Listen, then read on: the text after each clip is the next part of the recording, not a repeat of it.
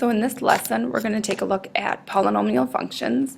This is a sheet from your vocab, so what I would like you to do is either pull up your vocab sheet or just listen as I talk through this. None of this you need to write down, it's all there for you. What you may want to do is if I say something important that's not already written down, you may want to jot an extra note.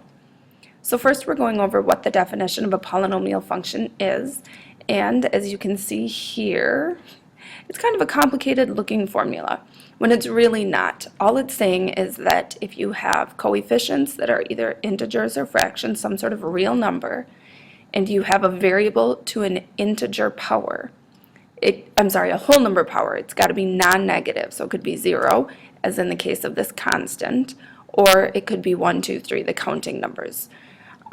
Can't be a fraction, and it can't be negative.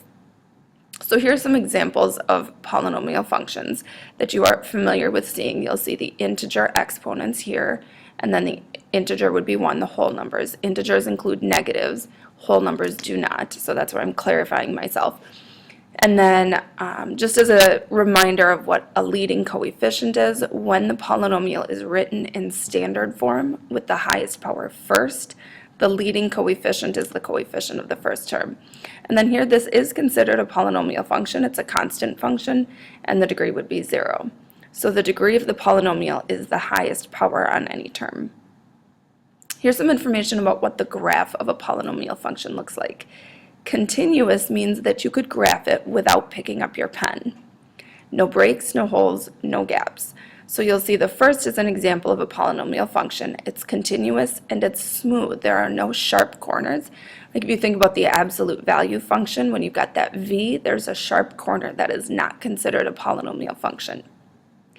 The second example is not continuous. You would have to pick up your pencil to continue drawing that. And then the last one is not smooth. It's got some sharp corners, so that's why they are not polynomials.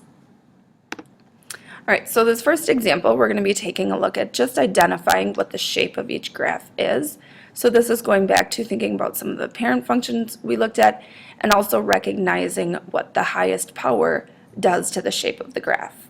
So in our first example, the highest power is 2, so that is a parabola.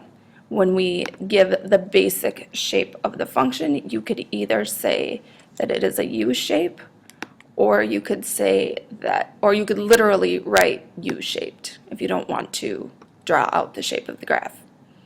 The second one, the highest power is 1, so that graph would be in the shape of a line. So you could either say linear or sketch a quick line.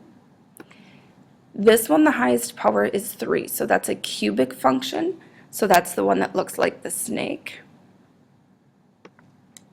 And finally, we've got the highest power is 4.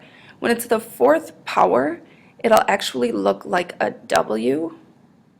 So you'll get a little, remember, smooth curve, so don't make a sharp corner like you might when you actually write a W. Polynomials would be smooth and continuous as you graph them.